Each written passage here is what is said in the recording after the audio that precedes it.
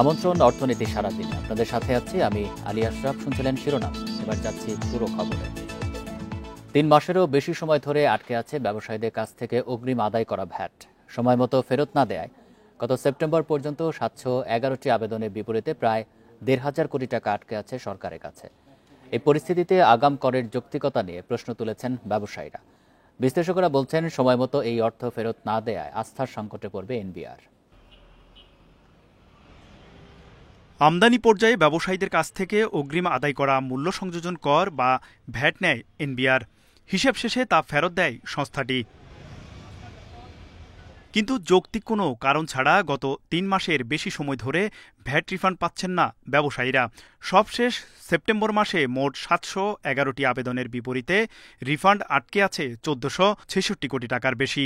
ঢাকা, চট্টগ্রাম, খুলনা, রাজশাহী, সিলেট সহ 8 জেলার ব্যবসায়ীদের এ টাকা আটকে রয়েছে।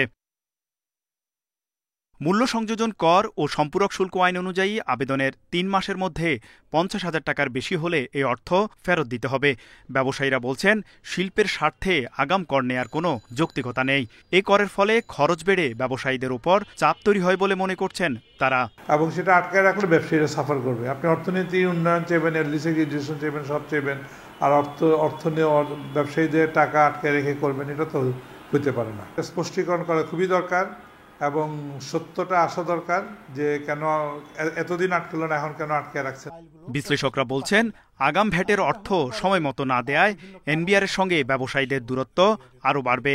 এতে রাজস্ব খাতে নেতিবাচক প্রভাব পড়ার আশঙ্কা রয়েছে। ব্যবসায়ীদের পুঁজি আটকা পড়ছে এবং প্রত্যেক পুঁজির কিন্তু একটা খরচ আছে, ব্যাংকিং ইন্টারেস্ট হতে পারে। আবার তার আটকা পড়া পুঁজিটা যখন যাচ্ছে, ব্যবসায়ীরা চেষ্টা করে তখন তার পুঁজিটা উদ্ধার করার জন্য বিকল্প পদ্ধতিতে আইন পরিপালন না করলে তখন কি হয় যে সেটা কিন্তু একটা হলো যে অপরাধী হিসেবে চিহ্নিত হয়। তো এনবিআরকে অপরাধী বলা যাবে না, এইটা আসলে এনবিআরের বিশ্বস্ততাকে প্রশ্নবিদ্ধ করে।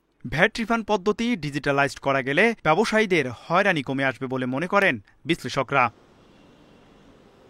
তৌহিদ Rana, independent news, Dhaka. Bundle থাকলে প্রতি সেনমানিতে টাকা বাঁচবে। বিকাশ সেনমানি বান্ডেল কিনে জিতুন প্রতি লেনদেনে। অনলাইনে আয়কর রিটার্ন দাখিল না করতে পারা করদাতাদের আবেদনের সময় বাড়িয়েছে জাতীয় রাজস্ব বোর্ড এনবিআর। বৃহস্পতিবার এনবিআর চেয়ারম্যানের স্বাক্ষরিত এক আদেশে এই তথ্য জানানো হয়। এতে বলা হয়, ই রিটার্ন সিস্টেমে নিবন্ধন সংক্রান্ত সমস্যার কারণে যে কোনো ব্যক্তি করদাতা অনলাইনে আয়কর রিটার্ন দাখিলে সমর্থ না হলে তিনি আগামী 15 নভেম্বরের মধ্যে সংশ্লিষ্ট উপ কর কমিশনারের কাছে সুনির্দিষ্ট কারণে আবেদন করতে পারবেন। করদাতার আবেদনের পরিপ্রেক্ষিতে সংশ্লিষ্ট অতিরিক্ত কর কমিশনার বা যুগ্ম কর কমিশনার অনুমোদন করলে পেপার রিটার্ন দাখিল করতে পারবেন। এর আগে দাতাদের জন্য এই আবেদন করার সময়সীমা 31 অক্টোবর পর্যন্ত নির্ধারণ করা ছিল।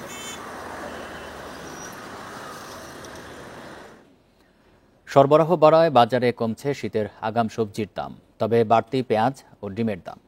এছাড়া বাজারে ইলিশের পর্যাপ্ত সরবরাহ থাকলেও দাম আগের মতোই চড়া। সাধারণ ক্রেতাদের নাগালের বাইরে মাঝারি থেকে বড় আকারের ইলিশ। বাজারে স্বস্তি নিশ্চিতে তদারকির তাগিদ ক্রেতাদের। মাছ ধরায় 22 দিনের নিষেধাজ্ঞা শেষ হওয়ার পর থেকেই বাজারে মিলছে ইলিশ। তবে নানা আকারের ইলিশের সরবরাহ থাকলেও কমেনি দাম। 1 কেজি ওজনের ইলিশ 2200 থেকে 2500 টাকায় বিক্রি হচ্ছে।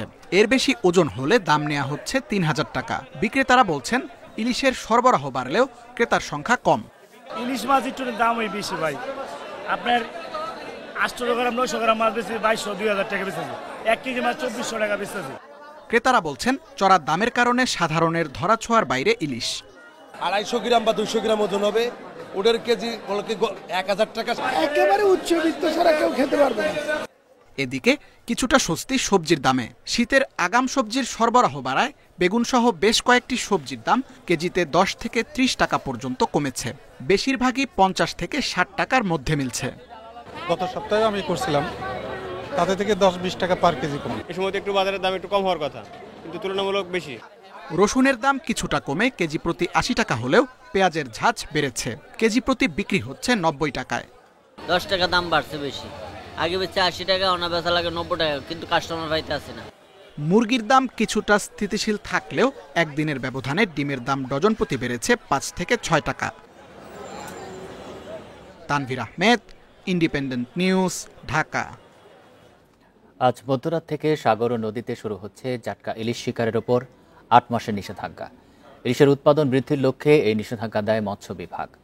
প্রশাসন জানায় এ সময় 10 ইঞ্চি ছোট সকল জাটকা ধরা, ক্রয় বিক্রয়, পরিবহন ও মজুত দণ্ডনীয় অপরাধ।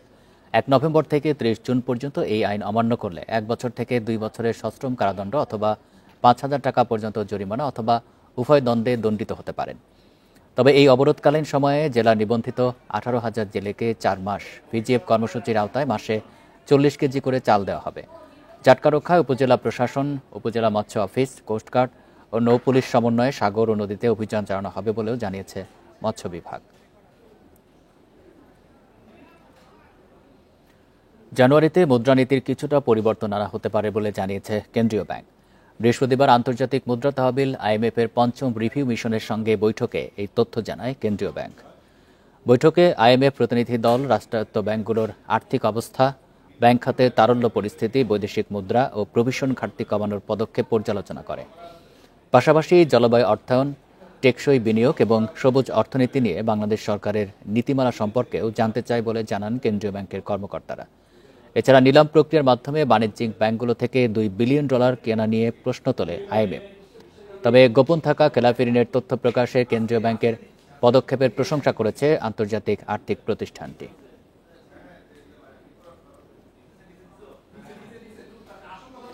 এখন থেকে সরকারি ব্যাংক ও আর্থিক প্রতিষ্ঠানের চেয়ারম্যান ও পরিচালকদের কর্মক্ষমতার বার্ষিক মূল্যায়ন করবে সরকার।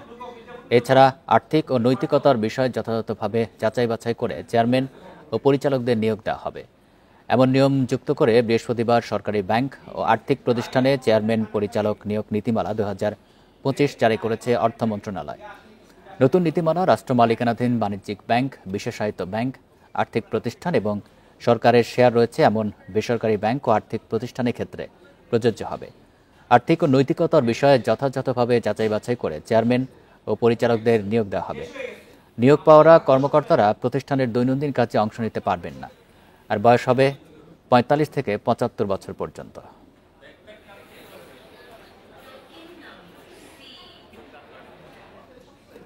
চলতি অর্থ বছরের জুলাই থেকে সেপ্টেম্বর এই 3 মাসে বাংলাদেশকে বিভিন্ন উন্নয়ন সহযোগী সংস্থা ও দেশ $114 কোটি 85 লাখ দিয়েছে।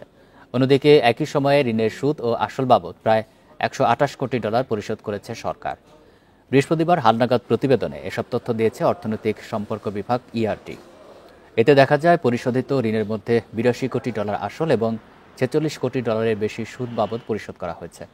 আগের বছরে একই সময়ে বিদেশি ঋণের সুদাসল বাবদ সরকারকে প্রায় $112 পরিশোধ করতে হয়েছিল। এ সময় বিদেশি ঋণের প্রতিশ্রুতি পাওয়া গেছে মাত্র $91 কোটি। এদিকে চলতি অর্থ বছরে প্রথম 3 মাসে পাওয়া প্রায় $115 কোটি সহায়তার পুরো অর্থই ঋণ হিসাবে দেওয়া হয়েছে। মাত্র $1 কোটি খাদ্য সহায়তা অনুদান হিসেবে পাওয়া গেছে। গত অর্থ বছর একই সময় এসেছিল প্রায় $85 কোটি।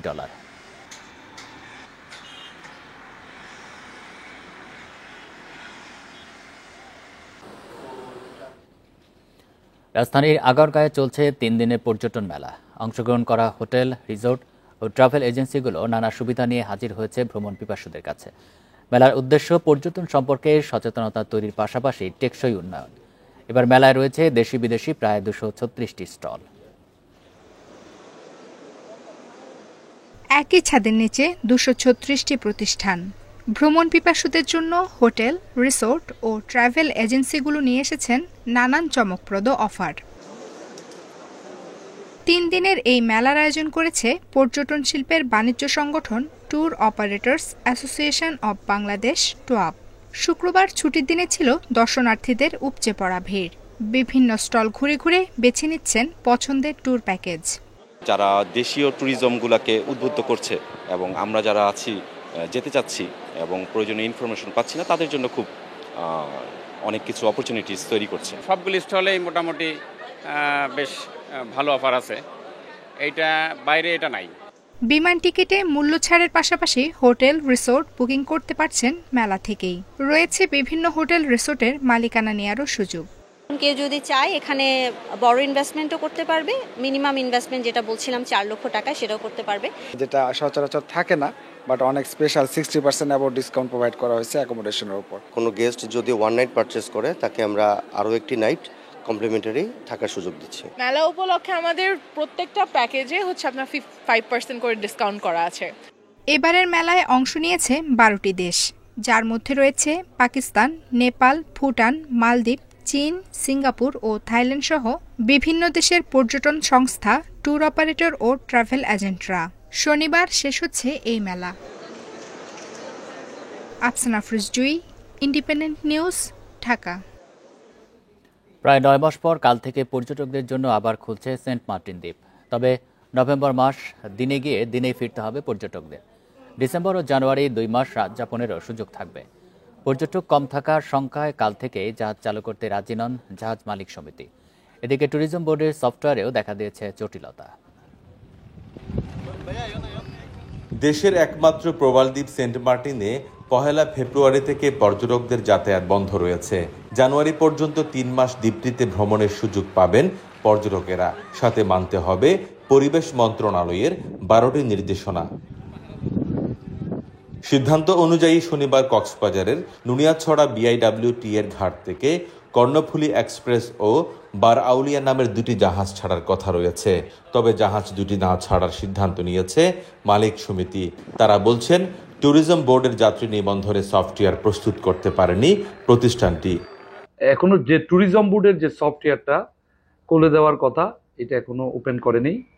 তো পাশাপাশি কক্সবাজার থেকে দিনে গিয়ে দিনে আসা, এটা আসলে কখনো সম্ভব নয়। যে জাহাজ চলাচলের যে সিদ্ধান্তটা পরিবেশ অধিদপ্তর দিয়েছেন, এটা পর্যটক এবং পর্যটন শিল্পের যারা সংশ্লিষ্ট তাদের সাথে এক প্রকার তামাশা। সরকারি সিদ্ধান্তে নভেম্বরে পর্যটকেরা শুধু দিনের বেলায় দ্বীপটি ভ্রমণ করতে পারবেন, রাতে থাকতে পারবেন না। ডিসেম্বর ও জানুয়ারি 2 মাস রাত যাপনের সুযোগ থাকবে। BIWT জেটি ঘাট আছে, সেখান থেকে জাহাজ চলাচল করবে। এর বাইরে অন্য কোথাও থেকে সেন্ট মার্টিনের জাহাজ চলাচলের অনুমতি দেওয়া হবে না। পর্যটকরা বলছেন জাহাজে সেন্ট মার্টিন যেতে সময় লাগে 5 থেকে 6 ঘন্টা। আবহাওয়া অনুকূলে না থাকলে সময় আরও বেশি লাগবে। সেই ক্ষেত্রে রাত যাপনের সুযোগ না থাকলে দ্বীপের সৌন্দর্য উপভোগের তেমন সুযোগ মিলবে না। আর শর্ট টাইমে যদি হয়, যাওয়া আসার সময়টা অনেকখানি চলে যাবে এবং বিভিন্ন যে সেরা দ্বীপ সহ বিভিন্ন জায়গায় ঘোরাটা একটু সমস্যা হয়ে যাবে। যতটুকু দেখা যায় আর কি, টাইমটা আরও বাড়ায় দিলে বেটার হয়। মানুষ কষ্ট করে টাকা পয়সা খরচ করে আসছে। গত ডিসেম্বর ও জানুয়ারিতে 6টি জাহাজ চলাচল করে কক্সবাজার সেন্ট মার্টিন নৌ রুটে। তবে সেবারও পর্যটক কম হওয়ায় আশানুরূপ লাভ হয়নি দাবি ব্যবসায়ীদের। তৌফিকুল ইসলাম, ইন্ডিপেন্ডেন্ট নিউজ, কক্সবাজার। জয়পুরহাটের হিমাগারগুলোতে পড়ে আছে হাজার হাজার মেট্রিক টন আলু। বাজারেও ভালো দাম না পাওয়ায় বিপাকে পড়েছেন কৃষক, ব্যবসায়ী ও হিমাগার মালিকরা। দাম ওঠার কোনো সম্ভাবনা না থাকায় হতাশ তারা। এই অবস্থায় লোকসানে বোঝা বয়ে বেড়াতে হচ্ছে তাদের। জয়পুরহাটের 21টি হিমাগারে সংরক্ষিত আলুর বেশিরভাগই পড়ে আছে অবিকৃত। এতে মৌসুমের শুরু থেকে বিপাকে আছেন ব্যবসায়ী, কৃষক এবং হিমাগার মালিকরা। লাভের আশায় হাজার হাজার বস্তা আলু সংরক্ষণ করে এখন লোকসান গুনতে হচ্ছে তাদের। আমরা 1400-1500 টাকা বস্তা এখানে আলু কিনে রাখছি। সে আলু এই বছর আসে আমরা 100 টাকা বস্তা পাচ্ছি। এই বছর আলুর দাম কম, কৃষক মরতেছে, তার কোনো ব্যবস্থা সরকার আজ পর্যন্ত করতে পারেনি। সরকার প্রতি কেজি 22 টাকা দর বেঁধে দিলেও নেই তার বাস্তবায়ন। হিমাগারে পড়ে থাকা এসব আলু বিক্রি না হলে বিপুল পরিমাণ আর্থিক ক্ষতির শঙ্কায় রয়েছেন হিমাগার মালিকরা। 8400 মেট্রিক টন আলু আমি রিসিভ করি। সেখান থেকে আজ পর্যন্ত আমার আলু ডেলিভারি হয়েছে মাত্র 40%। আমরা হিমাগার করতে পারি, প্রতিটা হিমাগারই ধরেন 2 থেকে 2.5 কোটি টাকা করে তারা লোকসানের মধ্যে অলরেডি চলে গেছে। গত বছর আলুর অস্বাভাবিক মূল্য বৃদ্ধিতে লাভের আশায় বেশি জমিতে আলু আবাদ করেন কৃষকরা। বাম্পার ফলন এবং চাহিদার তুলনায় বাজারে সরবরাহ বেশি থাকায় এই দরপতন বলছে কৃষি বিপণন বিভাগ। বাজারে যদি চাহিদার তুলনায় সরবরাহ বেশি থাকে তাহলে সেই পণ্যের দামের ক্ষেত্রে কিছুটা দাম কম থাকে। আমরা আশা করছি যে আলুর সরবরাহ স্বাভাবিক থাকবে এবং কৃষকও যাতে প্রতারিত না হয় এ বিষয়ে আমরা যথেষ্ট পরিমাণ সজাগ রয়েছি। এই অবস্থায় নতুন করে আলুর আবাদ নিয়ে দ্বিধায় পড়েছেন কৃষকরা। সমস্যা সমাধানে রপ্তানি ছাড়াও টিসিবির মাধ্যমে আলু বিক্রির দাবি জানিয়েছেন কৃষকরা। Independent news. চাঁদপুরে হাজীগঞ্জ বাজারে ফুটপাত থেকে 16টি অবৈধ ভ্রাম্যমাণ দোকান উচ্ছেদ ও 7টি অবৈধ যানবাহন জব্দ করেছে যৌথ বাহিনী। বৃহস্পতিবার রাতে আধিপত্য বিস্তার প্রতিরোধ ও যানজট নিরসনে পুলিশ ও সেনাবাহিনীর সমন্বয়ে উপজেলা প্রশাসন অভিযান পরিচালনা করে। এ বিষয়ে উপজেলা নির্বাহী কর্মকর্তা ইবনে আল জায়েদ জানান, যত্রতত্র যাত্রী ওঠানামা করার অপরাধে আইডি ও বগদাদ পরিবহনের বাস মালিককে 20,000 টাকা জরিমানা ও নিম্নমানের খাবার পরিবেশন করায় 2 হোটেলকে 18,000 টাকা জরিমানা করা হয়েছে। এছাড়া ফুটপাতের 16টি অবৈধ ভ্রাম্যমাণ দোকান উচ্ছেদ করা হয়েছে। শহরের যানজট নিরসনে এই ধরনের অভিযান অব্যাহত থাকবে বলেও জানান তিনি। আদালতের আদেশ না মেনে মহাসড়ক উন্নয়ন প্রকল্পে সরবরাহের অজুহাতে সুনামগঞ্জের ধোপাজান নদীতে ফের শুরু হয়েছে বালু উত্তোলন। এসব বালু অবাধে বিক্রি হচ্ছে ব্যবসায়ীদের কাছে। পরিবেশ রক্ষা ও স্থানীয়দের জীবিকা বাঁচাতে বালু উত্তোলন বন্ধের নির্দেশ দিয়েছিল আদালত। এর মধ্যে বালু চুরির অভিযোগে ঠিকাদারি প্রতিষ্ঠানের বিরুদ্ধে মামলা করেছেন স্থানীয় বাসিন্দা গোলাম হোসেন। এর পরিপ্রেক্ষিতে পুলিশকে ঘটনা তদন্তের নির্দেশ দিয়েছেন আদালত। সুনামগঞ্জের একমাত্র বালু বিস্তৃত পাথরমহল ধোপাজান নদী 2018 সাল থেকে ইজারা বন্ধ থাকলেও পুরোপুরি বন্ধ হয়নি বালু উত্তোলন। গত বছরের 5 আগস্টের পর নদীর বিভিন্ন স্থানে প্রকাশ্যে বালু লুট শুরু হলে হস্তক্ষেপ করে প্রশাসন। এ অবস্থায় সেপ্টেম্বরে লিম্পিট ইঞ্জিনিয়ারিং নামের একটি প্রতিষ্ঠানকে ঢাকা সিলেট মহাসড়ক উন্নয়ন প্রকল্পের জন্য 1,21 লাখ ঘনফুট বালু উত্তোলনের অনুমতি দেয় বিআইডব্লিউটিএ। স্থানীয়রা জানান, অনুমতি পেয়েই নদীর একাধিক স্থানে ড্রেজার ও বোমা মেশিন বসিয়ে বাল্কহেড নৌকায় তোলা হচ্ছে বালু। উন্নয়ন প্রকল্পের নাম করে একটি মহল বালু বিক্রি করে কোটি টাকা হাতিয়ে নিচ্ছে অভিযোগ তাদের। ততটুকু জানছি যে বিট বালুর অর্ডার আনছে, কিন্তু এখন তারা নিয়ে এসেছে আমরা এলাকার সম্পদ ভাঙ্গা বালু সিলেকশন বালু। এলাকাবাসী তখন বাধা দিতেছে, বাধা দিয়ে তখন ফিরাইতে পারতেছে না, চুরি করে নেগা সারা লাগছে মানুষ বইতে হয়নি। পরিবেশগত সংকটাপন্ন নদী থেকে বালু উত্তোলনের সুযোগ নেই বলছে পরিবেশ আইনবিদ সমিতি। ধোপাজান বালুমহল জ্বালানি মন্ত্রণালয়ের অধীনে উল্লেখ করে জেলা প্রশাসক বলছেন, তাদের চিঠি দিয়েও নির্দেশনা না পাওয়ায় কোনো উদ্যোগ নেওয়া যাচ্ছে না। একটা সরকারি সংস্থা কিভাবে এই অবস্থাটা বিবেচনা না করে এরকম একটা সিদ্ধান্ত নিল, সেটাই আসলে আমাদের কাছে একটা বিস্ময়কর বিষয়। যাদের বলা দরকার, যেহেতু আমি তাদেরকে বলেছি, যেহেতু তারা এই বিষয়ে এখনো কোনো সিদ্ধান্ত আমাদেরকে জানায় না, এই কারণে পরবর্তী কোনো ব্যবস্থা আমরা গ্রহণ করতে পারছি। বালু লুট ও নদী ভাঙন ঠেকাতে মানববন্ধনও করেছেন স্থানীয়রা। Independent news. এই ছিল আজকের অর্থনীতি সারাদিন।